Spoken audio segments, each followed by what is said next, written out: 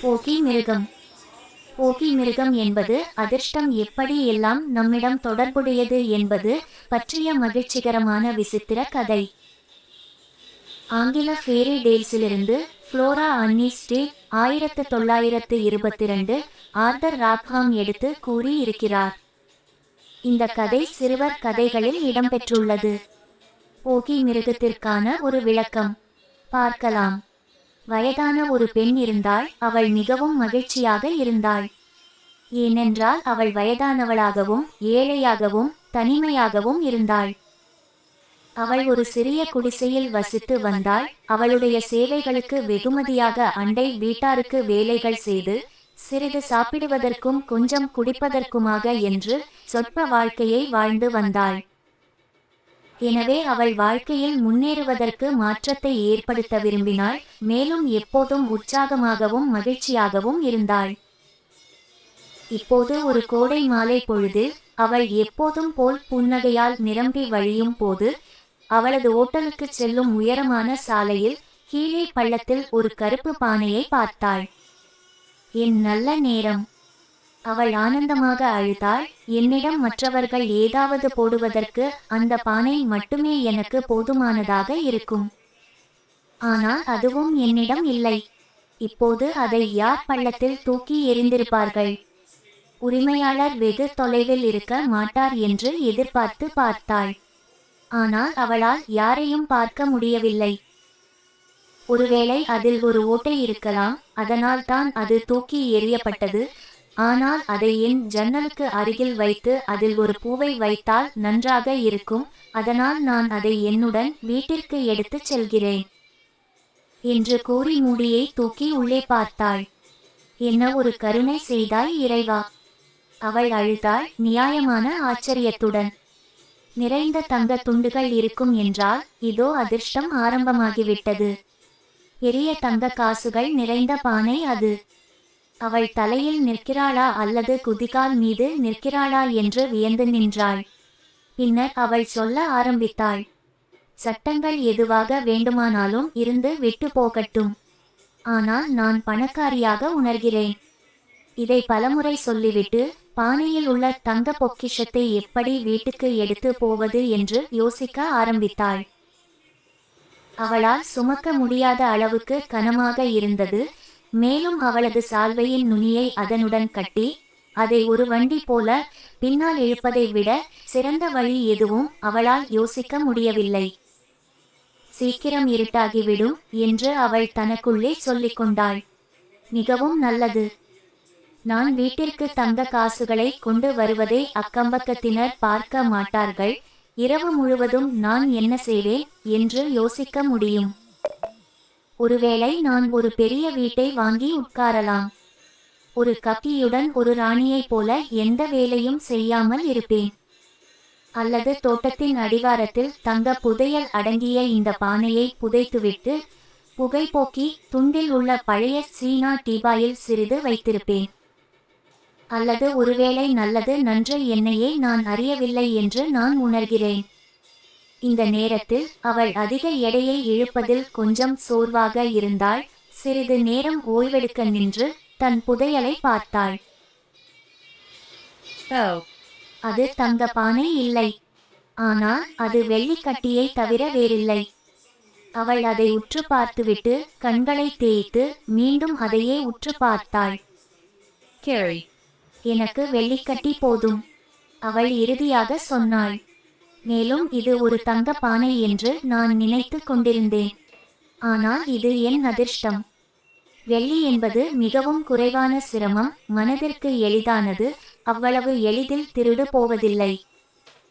தங்க துண்டுகள் எனக்கு மரணமாக இருந்திருக்கும். இந்த பெரிய வெள்ளி கட்டியுடன் சந்தோஷமாக இருப்போம். அதனால் அவள் என்ன செய்ய வேண்டும் என்று திட்டமிட்டு பணக்காரனை போல் உணர்ந்தாள். மீண்டும் கொஞ்சம் சோர்வடையும் வரை அதை இழுத்தவள் ஓய்வெடுக்க நிறுத்தி தன் பொக்கிஷம் பாதுகாப்பாக இருக்கிறதா என்று சுற்றி பார்த்தாள். ஒரு பெரிய இரும்பு கட்டியை தவிர வேறு எதையும் அவளுக்கு காணவில்லை. சரி, எனக்கு இந்த இரும்பு கட்டியே போதும். அவள் மீண்டும் சொல்கிறாள். நான் அதை வெள்ளி என்று தவறாக நினைத்து கொண்டேன். நான் கனவு கண்டிருக்க வேண்டும். ஆனால் இது அதிர்ஷ்டம். இது மிகவும் வசதியானது. பழைய இரும்புக்கு பைசாக்கள் கிடைக்கும். தங்கம் மற்றும் வெள்ளியை விட இது மகிழ்ச்சியானது.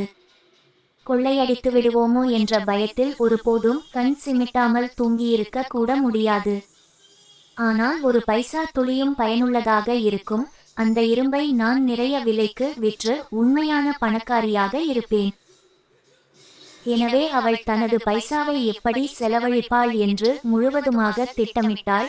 மீண்டும் ஒருமுறை ஓய்வெடுக்க நிறுத்திவிட்டு தன் பொக்கிஷம் பாதுகாப்பாக இருப்பதை காண சுற்றுமுற்றும் பார்த்தாள். இந்த முறை அவள் ஒரு பெரிய கல்லை தவிர வேறு எதையும் பார்க்கவில்லை. Carrie. இந்த கல் எனக்கு போதுமானது, அவள் சிரித்தாள் புன்னகையுடன். நான் அதை இரும்பு என்று தவறாக நினைத்து கொண்டேன். நான் கனவு கண்டிருக்க வேண்டும். ஆனால் இங்கே அதிர்ஷ்டம் இருக்கிறது. மேலும் நான் கேட்டை திறக்க எனக்கு ஒரு கல் தேவைப்படுகிறது. நல்ல அதிர்ஷ்டம். எனவே கல் எப்படி கதவை திறக்கும் என்று பார்க்கும் அவசரத்தில் அவள் தன் சொந்த குடிசைக்கு வரும் வரை மலையிலிருந்து கீழே இறங்கினாள். அவள் கேட்டை திறந்துவிட்டு அதுவரை இழுத்து வந்த கல்லில் இருந்து தன் சால்வையை அவிழ்க்க திரும்பினாள். அது ஒரு கல்லாகவே இருந்தது. அது அங்கே கிடப்பதை பார்ப்பதற்கு நிறைய வெளிச்சம் இருந்தது. ஒரு கல்லை போல அமைதியானது. அதனால் அவள் சால்வையின் முனையை அவிழ்க்க அதன் மேல் குனிந்தாள். அப்போது ஓ, திடீரென்று அது ஒரு துள்ளி குதித்து சத்தமிட்டு ஒரே நொடியில் வைக்கோல் அடுக்கை போல பெரியதாக மாறியது. பின்னர் அது 4 பெரிய மெல்லிய கால்களை கீழே இறக்கி 2 நீண்ட காதுகளை வெளியே எறிந்து ஒரு பெரிய நீண்ட வாலை வளர்த்து உதைத்து உதைத்து சத்தமிட்டு குறும்புக்கார பையனை போல சிரித்தது. அங்கிருந்து ஓடிவிட்டது. கிழவி அது கண்ணில் படாத வரை பார்த்து கொண்டிருந்தாள். பிறகு அவளும் வெடித்து சிரித்தாள். அவள் சிரித்தாள், நான் அதிர்ஷ்டசாலி. இந்த உடல் மிகவும் அதிர்ஷ்டம் வாய்ந்தது. போகி மிருகத்தை நானே பார்க்க விரும்புகிறேன். அதனுடன் என்னை மிகவும் சுதந்திரமாக ஆக்கிக் கொண்டேன். என் அருமை. நான் அதை உயர்த்தியதாக உணர்கிறேன். மிகவும் மகத்துவமானது. மெல்ல தனது குடிசைக்குள் சென்றவள் அந்த மாலை குழுவில் தனக்கு ஏற்பட்ட நல்ல அதிர்ஷ்டத்தை பார்த்து சிரித்தாள். The Bogey Beast is a delightful fairy tale about how luck is all relative. From English Fairy Tales, retold by Flora Annie Steele, 1922, illustrated by Arthur Rackham. This story is featured in Children's Stories. An illustration for the Bogey Beast. There was once a woman who was very, very cheerful, though she had little to make her so. For she was old, and poor, and lonely. She lived in a little bit of a cottage and earned a scant living by running errands for her neighbors, getting a bite here, a sup there, as reward for her services. So she made shift to get on, and always looked as spry and cheery as if she had not a want in the world. Now one summer evening, as she was trotting, full of smiles as ever, along the high road to her hovel, what should she see but a big black pot lying in the ditch? Goodness me! She cried, that would be just the very thing for me if I only had something to put in it. But I haven't. Now who could have left it in the ditch? And she looked about her expecting the owner would not be far off.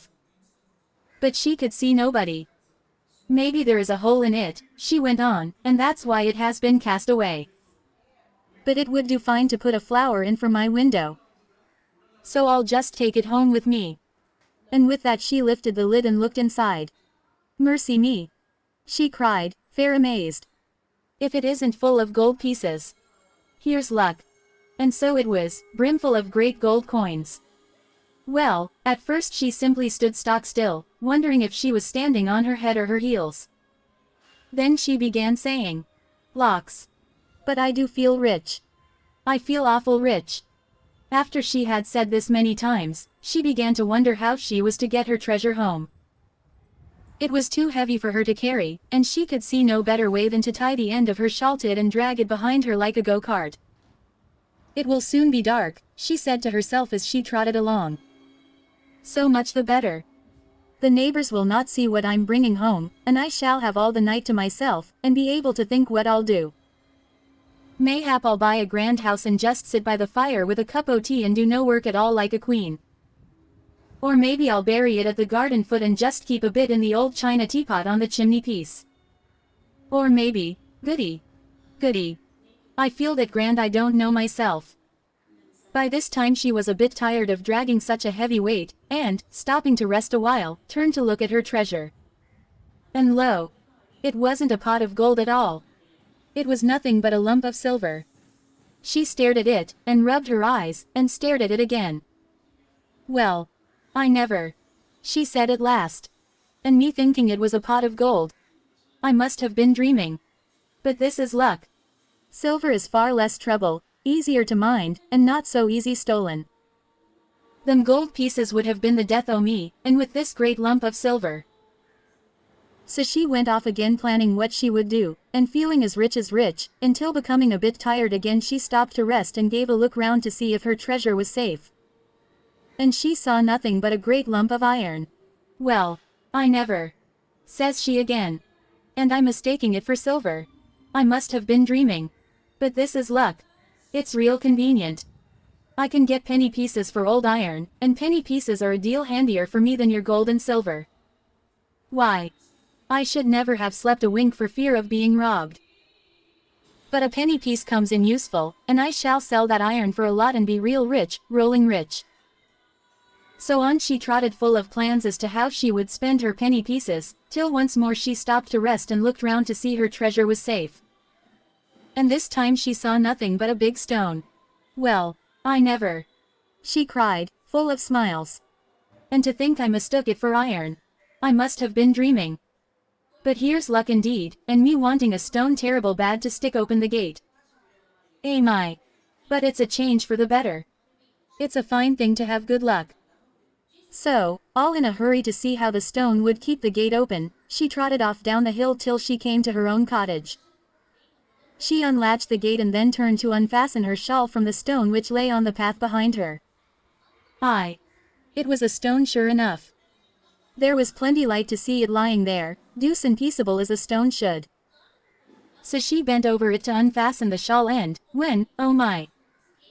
All of a sudden it gave a jump, a squeal, and in one moment was as big as a haystack. Then it let down 4 great lanky legs and threw out 2 long ears, nourished a great long tail and romped off, kicking and squealing and whinnying and laughing like a naughty, mischievous boy. The old woman stared after it till it was fairly out of sight, then she burst out laughing too. Well, she chuckled, I am in luck. Quite the luckiest body hereabouts. Fancy my seeing the Bogey Beast all to myself. And making myself so free with it too. My goodness. I do feel that uplifted, that grand. So she went into her cottage and spent the evening chuckling over her good luck.